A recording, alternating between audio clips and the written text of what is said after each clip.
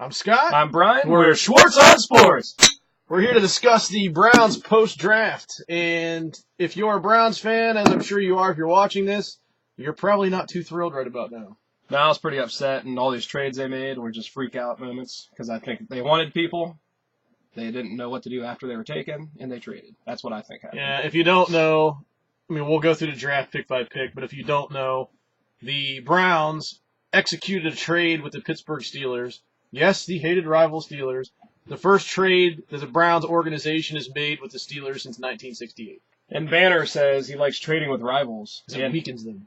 But if it doesn't weaken them, you're stupid. Right. I mean, it goes either way. So basically what Banner said in his press conference was, somebody asked him if he preferred to trade within your conference, you're going to make a trade. He said, yeah, because in his mind, if he's trading somebody, he's not as good as what they're getting. So indirectly or insinuating. Well, he said he wouldn't be trading unless it was in our favor. It makes you better and weakens your opponent. But you don't know that. Right. But Banner's thinking that the guy they selected, Shamarko Thomas, isn't as good as what he thought he was, so he's going to weaken the Steelers by giving them. But that gave him that pick to get Landry Jones, which could hurt us way down the road. Yeah, I'm just saying. So essentially we gave up our fourth to Pittsburgh for their third next year. And according to our magazines, or all the draft magazines out there, our last three picks weren't even in it.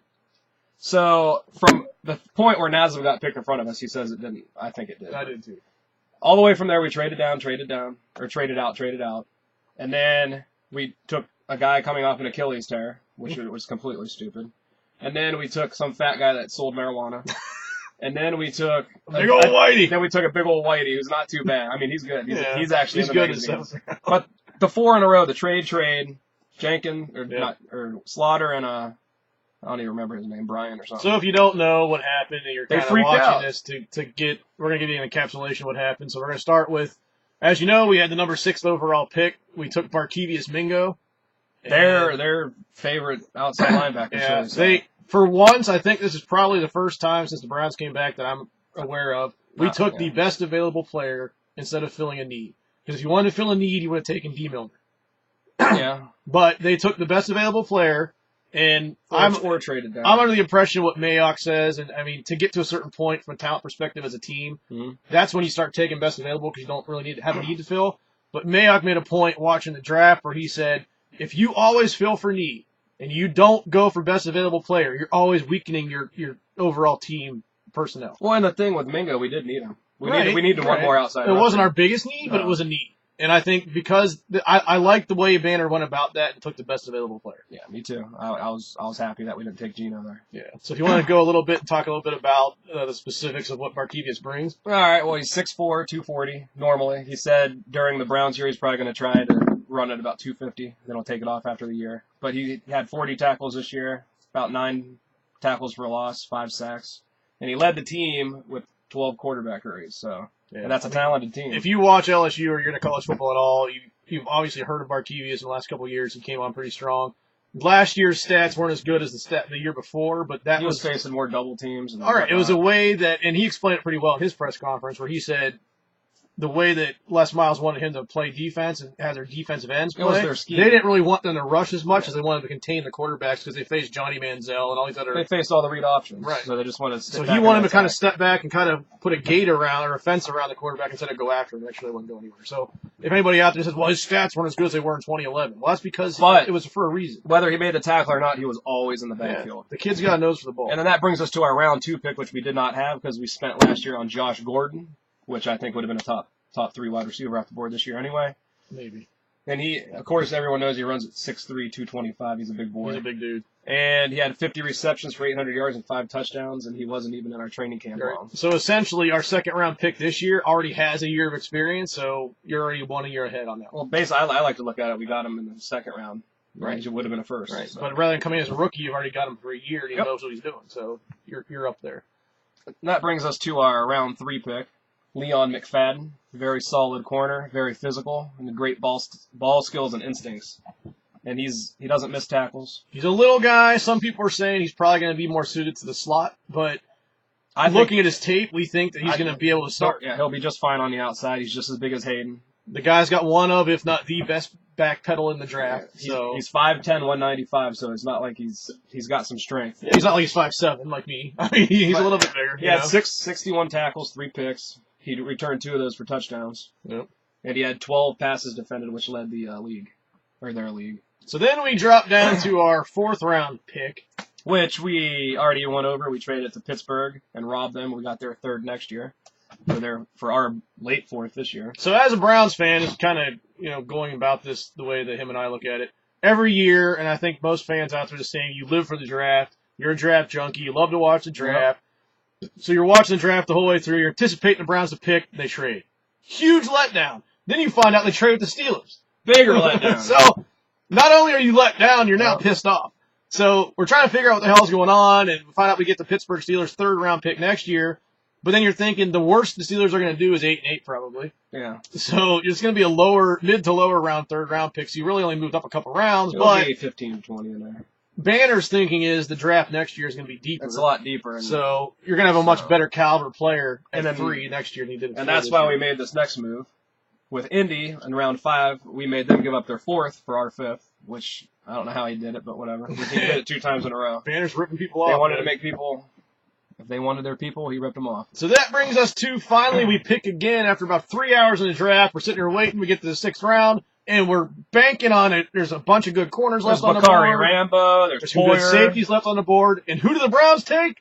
Jamoris Slaughter. Who? Hasn't played since. Who? Jamoris Slaughter. Who the hell's Jamoris Slaughter?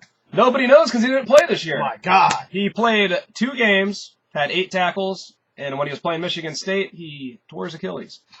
And in 2.5 years, he managed a total of 98 tackles, which is 70 tackles is good for there 1 year, was so. There were 4 or 5, at least. There was 10 solid guys. Right, but that would have made the team. This kid may not even make the team. And we took a guy that on like 28 boards wasn't even on it. He's not even on anybody's board because he has an Achilles. So basically, we draft a very subpar gimp safety in the 6th round. I'd rather take a guy that came back from a torn ACL than a guy that's come back from a. But either Achilles. way, there were healthy kids out there that were better, not just as good, but better. And then that brings us to Mr. Big Daddy Armani Bryant, which nobody knows who he is. Our first 7th round pick. Which even Mike Mayock and Mel Kiper were like, who? You got Kiper going, who? Then you're in trouble. But he's 6'4", 265. He played 8 games as a senior because why? He was suspended for selling marijuana. Oh, yeah. This is the best part, okay? This is the reasoning, well, one of the reasons, I don't think it's the reason. Right after we drafted Leon McFadden, the Honey Badger, what the hell's his name? Tyrann Mathieu gets drafted, right? The reason the Browns said they didn't want to draft him is because he had off-the-field issues. With drugs, weed. But in the 7th round, you draft a guy who is a legitimate felon for selling weed when you could have had Tyrann Mathieu. We're not going to take a guy that does weed. That's completely done. But we're going to take the guy that sold it to him. He's a felon. Literally. He was charged, convicted. He's a felon. 5 years probation. Yep. You think this kid's going to last 5 years without getting locked up again? But our guess is he's not going to make it anyway. I would have rather had the Honey Badger than this tool. Well, that was last round. I know, but it's his point. But there was still Bakari Rambo and a whole bunch of people on the board at that point. So then we drop down to our 2nd and final pick in the round, the 7th round pick. From Chardon State. Which is in Nebraska, I believe. Garrett Gilkey. Big ol' whitey! 6'6", 320. He was a right tackle, I believe, but our plans are to make him a guard because he's. I think the kid makes the team. But the previous 2 picks, if they make the team, I'll be surprised. I'll be sick. I'll be rather shocked if all 3 make it, to be honest with you. I think Gilkey will make it. But Gilkey's solid, but I didn't see a lot of our tape. 1st round pick and our 3rd round pick will definitely make the team. I mean, obviously, they're going to have to. Our 4th and what the hell else do we pick again? Our 6th and 7th round picks are very iffy. And they could have picked a lot better caliber. And if you want to not say Josh Gordon was our 2nd round pick this year, you could easily say the guy we traded for this year was our 2nd round pick. This is one move that I really liked that Banner did. We needed a veteran receiver. We haven't had one. Sure-handed veteran receiver. Yeah, he's a slot guy. He'll move the chains on 3rd down. That's kind of his specialty. We basically gave up nothing other than swapping picks in the rounds with the Dolphins to get Devon Best. Yeah, and he's solid. I mean, and he signed a 3-year extension, so we got him for 4 years. Every time you watch them on Sundays, and it's 3rd and 8, 3rd and 7, boom, first down, Best every time. But he doesn't accumulate. He doesn't accumulate a lot of yards, but he gets those first downs. We'll finally have a veteran presence in the wide receivers, and He's going to be huge for It should Whedon. help Little and Gordon. Well, help Whedon, too. He'll be an outlet because he'll be at the same spot every time. He'll know where he's at. Oh, and Richardson being healthy should help him a lot this year, too. So I'm going to ask this question to Brian now and pose it to you guys as well. They're obviously building for the future with the trading of the picks. They've got a third and a fourth in the future. Now, as a Browns fan, I'm kind of pissed off because, to me, it's another year where, yeah, we're probably going to see some improvement because of the coaching, but don't look at winning more than 5 or 6 games again this year. It's not going to happen. So as a Browns fan, you're like, okay, I get you got to build the future. I want to have a foundation, like Banner said. He wants to sustain success, not have a 1 or 2 year wonder, you know. But as a Browns fan, you're like already tossing this year away. You have nothing to really get excited about because you're not going anywhere. But it's kind of you're going through a process, you know? Well, here's what they're thinking. In free agency, we got Desmond Bryant, Paul Kruger, Quentin Groves. Then in the first round, we got Mingo, and we got our starting corner, so they think. Mm-hmm. So, giving away those picks and setting up for next year, that puts them in a good position to see, because they think we have a decent team. They want to see it on field before they make all these mistakes, drafting certain guys. And that's what what Banner said. Rather than drafting people to replace people that we don't know need replaced at this point, he wants to see what they have so he can replace them next year if they don't work out. Because that regime hasn't been here. They haven't really been able to see them live and in person and through practicing. And a lot of them that are starters only played 1 year, so you don't know what you're getting yet. So I think that Banner thinks they're a better team than we think, if that makes sense. Him and his coaching staff, we got a really killer coaching staff. And I honestly think that if we didn't have Shermer last year, calling plays, we would have won 3 more games. Run, pass out. The coaching last year was just atrocious. We would have won 3 more games, in my opinion, easily. The defensive wasn't that bad. Dick Drawn did good. Right. But think about he brought no pressure, and they just walked down the field eventually. But think about that. We win 3 more games last year, we're a 500 team. Almost in the playoffs. Yeah, so I don't think we're that far away. It's just really disheartening to see the fact that every other team in our division got better over the weekend. We didn't. So we think. You don't know. You don't know what's on the field. They got significantly better on paper. On paper, yes. But with Norv Turner keeping the defense off balance because that's what he does. With Ray Horton coming after you and not knowing, and the quarterback's eyes are just all lit up the whole game. I know. It's going to create 2 to 3 more. We're going to be better. It's just how much better. It's just frustrating from a fan knowing that, at least on paper, you're not going to be much better record-wise than you were last year. But I see where they're going with it. I see how they want to see what I like the fact that the long-term sustainability of what Banner said is the right concept to take with it. And they focus more on the defense. But then the pessimist in me is thinking, all right, well, I get the long-term thing. What if Haslam gets screwed and has to sell a team because of all the FBI shit? I think if he sold a team, I think they'd keep everything in place. You don't know that. it's just a feeling I got. So that's kind of our thought on what happened this weekend. After the draft, obviously, you got your free agent signings. There's 3 to 4 that we think we signed that are probably should have been drafted. And will probably make the Browns. So I'll start out with the first one, which is quarterback Ryan Applin. From Arkansas State. 6'1", 200. We think he's just there for an OTA arm to toss the ball around. He ran a dual threat. They say it's the challenge, Lewis, but I think Lewis is way better than this guy. He's got no shot in hell making the team. And that brings us to Garrett Hoskins. Fullback from Eastern Michigan. He's listed as a fullback, but he was a tight end. So that's what kind of has me. And I watched the tape on him. He's got great hands, but he's not that big. The only thing is, though, I would love to upgrade the fullback position because Owen Marasic sucks. But I was really hoping that we signed Zach Bourne from Ohio State to compete at that position, but he didn't. So but, they could have plans for this guy coming out of the backfield as a blocker, catching balls. He's an undrafted guy. You can't expect the world of him. No. This next kid is the first guy that we think has potential of making the squad. He's from Youngstown State. Go Gwins! Penguins! Jermaine Cook. He's 5'9", 200. He's very shifty. Very shifty. And he doesn't go down easy. He runs with power for his size. And he was at the local... The tryout. People they brought in. Right. The Browns had a tryout. This next kid... Now, Northern Illinois wasn't a big name, really. They were always good in the MAC, but last year they made the Orange Bowl. Yep. So if you watch the Orange Bowl, you probably saw this kid. And he's from Shaker Heights. We brought him in. He's not the biggest kid. Awesome hands, awesome ball skills. Perez Ashford, wide receiver. If you just look this guy up on film, their quarterback literally just throws the ball up and he goes up and gets it. It's insane for a 5'10" guy. He makes some really good catches. If you look him up, it's going to look like he's 6'3", 6'4". The way he goes up after this ball, it's insane. He's not the tallest guy, but he gets downfield all too. All the attributes you want. And on the draft magazine for NFL.com, I think it was Mayock said about Perez. You going to get to it? Where is it?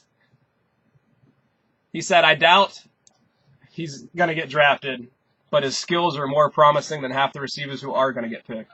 His footwork off the line, fast breaks in his routes, works back to the ball while remaining route depth, his ability to give little extra to stay inside the boundary and gain extra yards. He's a hell of an undrafted pick. He was basically overlooked. This next guy is probably not going to do squat. His name is Dominique Kroom from Central Arkansas. Yeah, he's a receiver. Just a workout body. Another receiver we picked up is Cordell Roberson from Stephen F. Austin. And this guy is another one that could make the team. He's not nowhere near. He's a big dude, though. He's 6'4". He's 6'4", and he runs pretty good. Another receiver here in camp is Michael Edwards from UTEP. And then you got Keenan Davis from Iowa. He's probably nobody's. And you have Aaron Adams, offensive tackle from Eastern Kentucky. And then we got a guy that we think should have definitely been drafted no later than the 5th round. Big dude. Chris Falk. LSU. 6'6", 331. The guy's mobile. He can pull. He's a big dude. Played left tackle. Probably transitioned to guard on our team. If he makes this team and he proves that he can play right tackle, I think you could see Schwartz get bumped into guard. I don't care. I'm just saying. It's going to make the line better. I'm just saying. Then we got another tackle, Martin Wallace from Temple. Probably nobody. Then you got Kalen Hapman, whatever, I don't know. Florida International. Then this guy you probably heard of. You watched Notre Dame a lot. You like him. I don't like him. Out there. Braxton Cave. He was the starting center for Notre Dame. He's not real mobile. That's his only knock on him, really. He's really slow, and every play he's always rolling on the ground. Some people thought he'd be drafted, though, so I could see him strictly as a backup center. He probably can't play any other position. Yeah. So it might be a wasted roster spot, but and he can play. We have a guy with some potential, but he's not that great. Colin Klein threw to him, so that tells you about the numbers. Yeah, Travis Tannehill. So he's 6'3", 250. I mean, he may make the squad just for the fact that his body's a tight end, but I don't think he's not really good enough to make the team. And then that brings us to our biggest free agent signing. Paul Kruger is going to enjoy his little brother being there for about 2 weeks before he gets kicked off. David Kruger from Utah played defensive tackle there. I don't know if he makes the team, that's why. But he definitely got an invite because of his brother. Then this next guy from Hawaii is a defensive end. His name's Pepe Falamalu, and if you watch a video on him, he can ball. It sounds funny, but yeah. He was born in Honolulu, but he moved to the States for high school and everything. And then he went back there for college. He had 60 tackles, 5 sacks, 2 fumble recoveries. The dude is always in the backfield. Always. The Steelers have a Palamalu. We need a Falamalu. That's the way it works. That brings us to a homegrown boy that went to St. Ed's. Justin Staples went to Illinois as a defensive end. And we don't think he's going to get much, so... Next guy's from Wofford. He's also a local kid, Mike Neum. Don't hear a lot of guys from Wofford. No. But he's not that great. No. He got invited because he's a local kid. And then I watched tape on this Josh Aubrey kid. Cornerback Stephen F. Austin. He says he's physical. He wants to remind people of Darrelle Revis. I turned the tape on. No. He reminds me of a gimp Darrelle Revis. Yeah, it reminds me of Darrelle Revis right now. He can't even run. Right. This next kid is just an absolute beast at the lower level. Oh, man. Ricky Tunstall played strong safety, probably transitions as a free safety from Delaware. Because he's got awesome coverage. If you guys want to have a fun video to watch, go to YouTube, look up Ricky Tunstall. Click on the first video. Just click on the first video. It's about 4 minutes. The guy is an absolute animal. He is everywhere. He knocks your head off. He covers you. He blitzes. Oh, this guy will make the team, and he will start. I'm telling you right now. Next guy we got is a strong safety from Wisconsin, Platteville, Ryan McWetty. And then our last guy we are inviting to camp is Kenronte Walker from Missouri. He's 6'2", 210. He is a very sure tackler. Yep. So that's basically what happened in the draft, our free agent signings, what have you. Obviously, they didn't get any backup quarterback to kind of push Whedon. Obviously, that's Campbell's job. So we think I don't know if they're sold on Whedon, but they're sold on giving him another chance this year to see what he can do after a year under his belt. See what he can prove, see what he can do in this new offense. And with that, we'll come back with you next week, get you ready for the rookie training camp, and we'll see what goes from there. All right. Until Go then. Browns! Out.